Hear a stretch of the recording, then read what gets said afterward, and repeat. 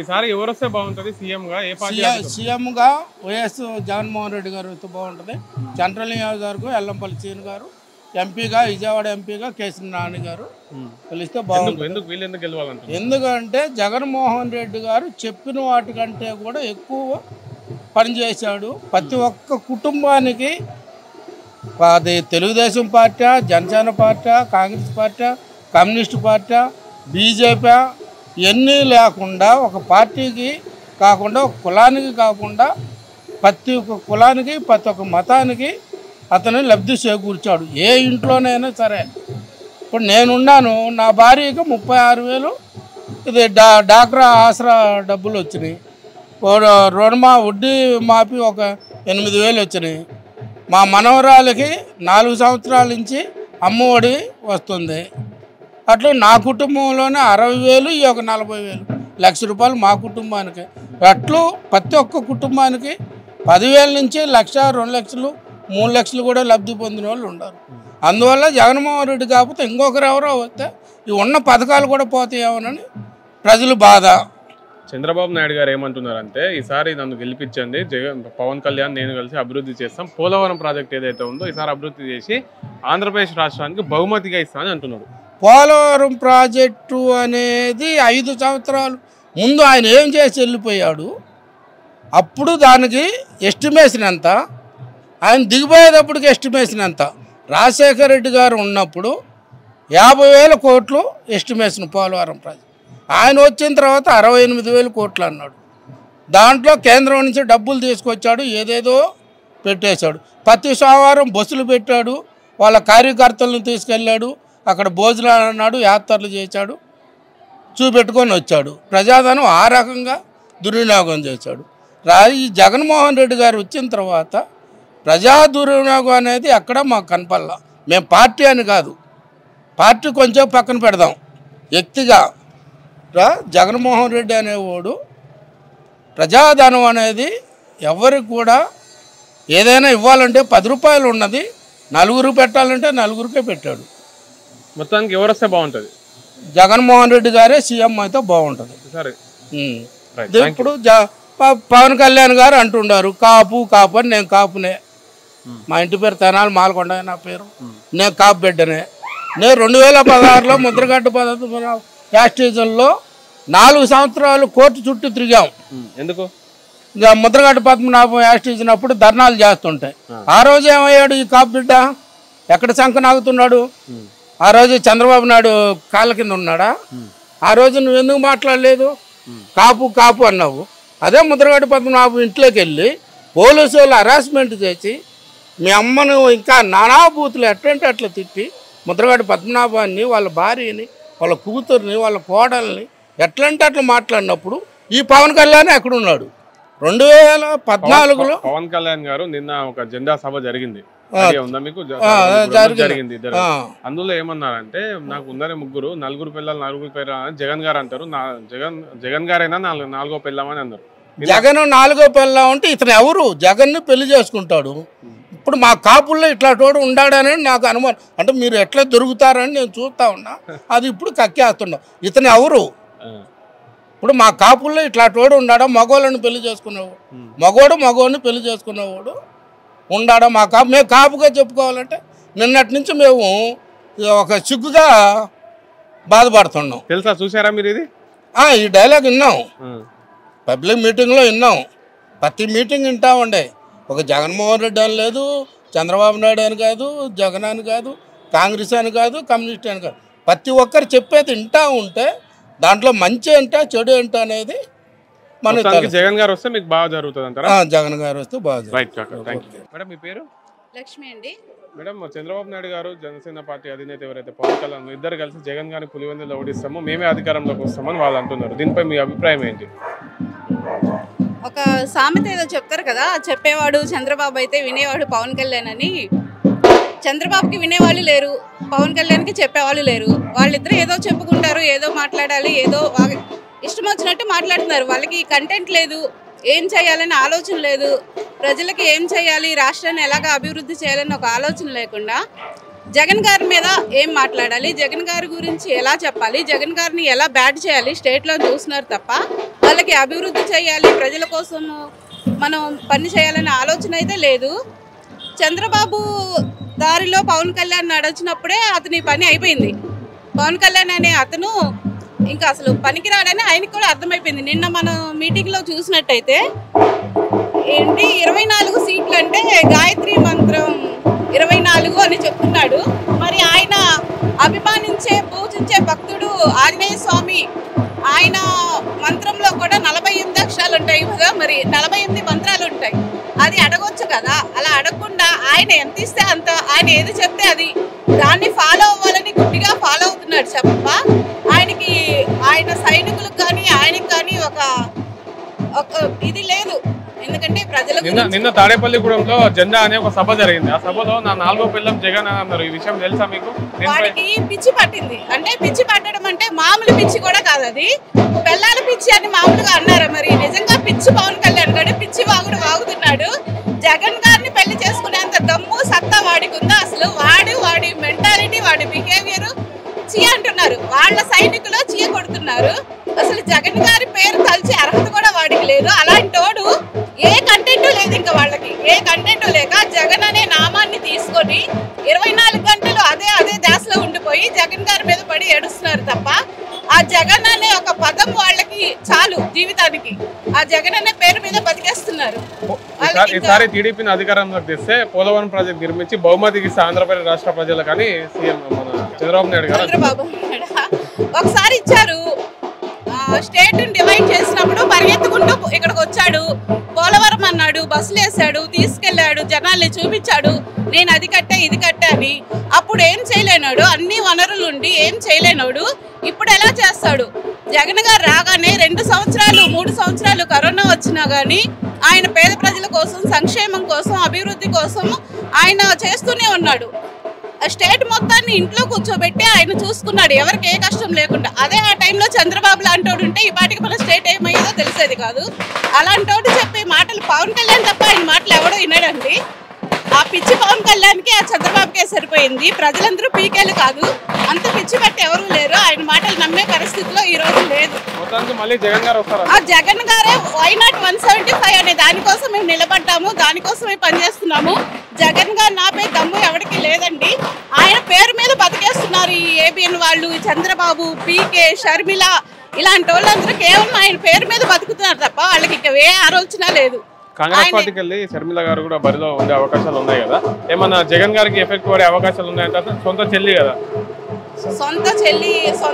సొంత చెల్లి అని మేము కూడా చాలా ఓపిక పట్టామండి. కానీ ఆమె కూడా హక్కు మీరు మాట్లాడుతున్నారు. అయినా ఆయన ఏ రోజు చిన్న మాట కూడా ఆమె గురించి మాట్లాడట్లేదు. ఆమె కూడా ఈ పీకే లాగా ప్యాకేజ్ కోసం చేస్తుంది. మరి ప్రజల కోసం చేసే మనిషి అయితే అలా చెయ్యదు. ప్యాకేజ్ కోసం చేస్తుందో ఏమో మాకు తెలీదు.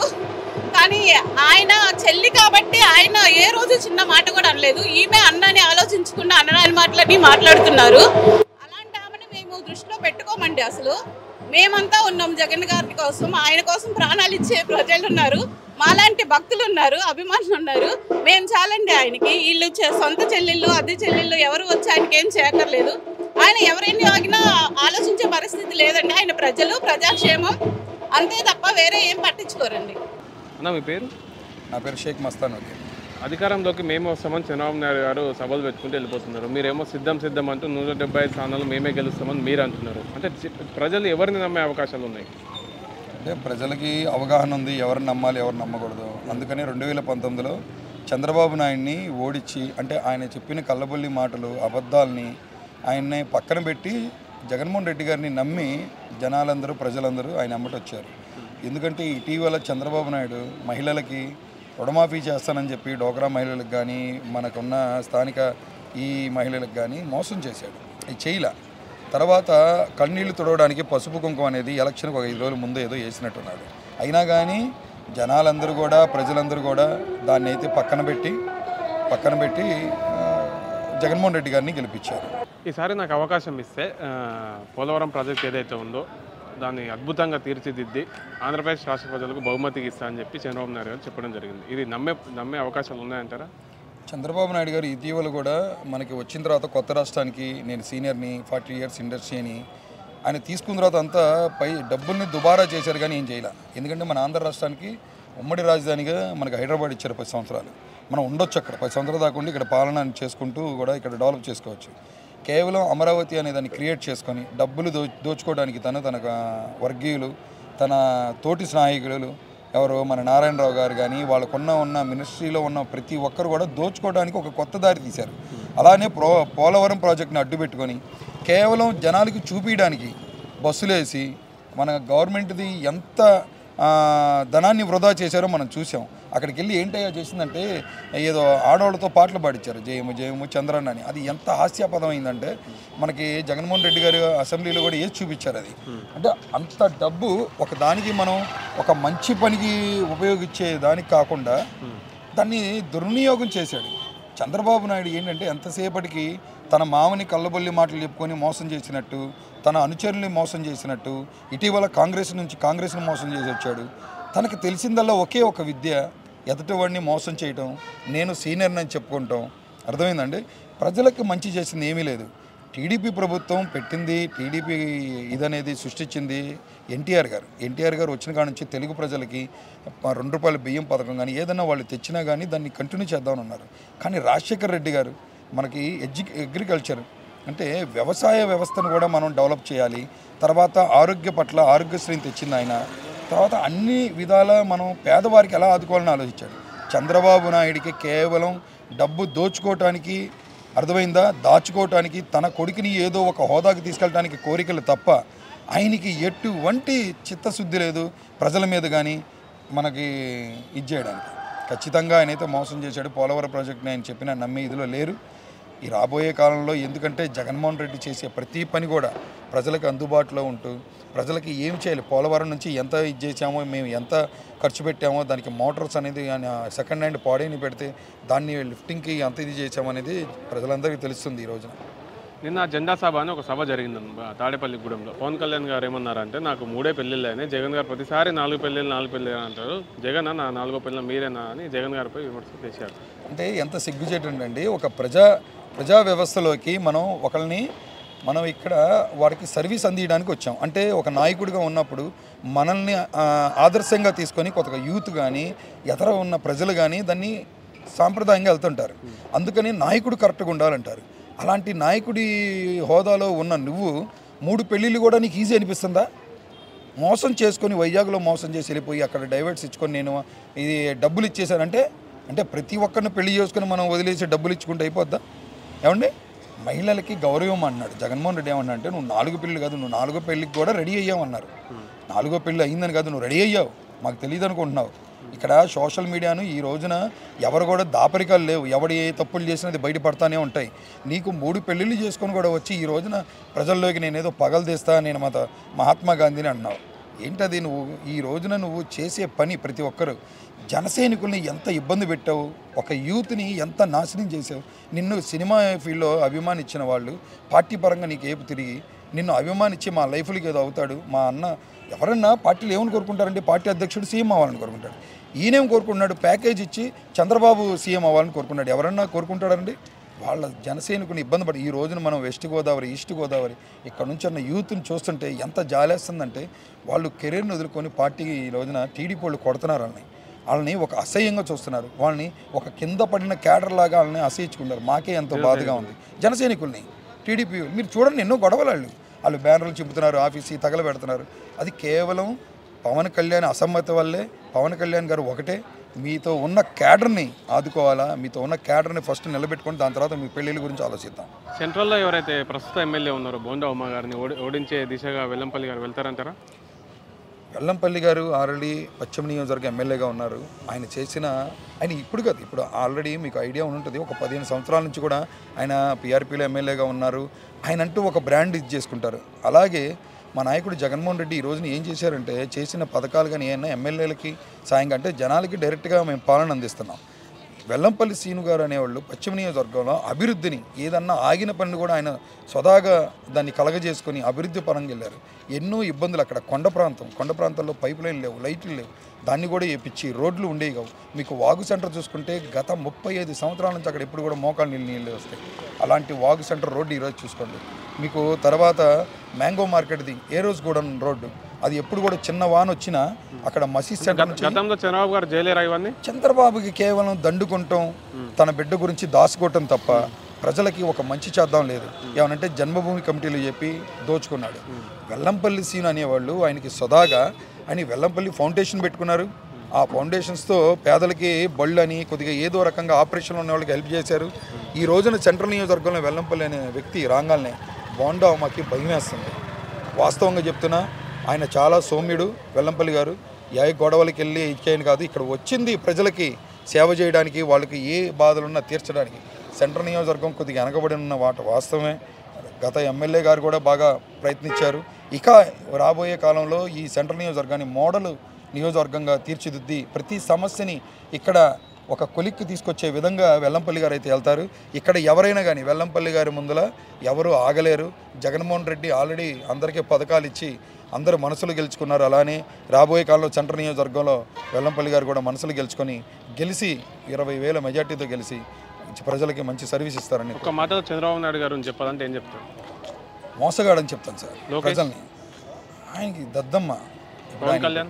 పవన్ కళ్యాణ్ ఆవేశపరుడు, జగన్ తెలివిగల్లోడు, ప్రజాసేవకుడు.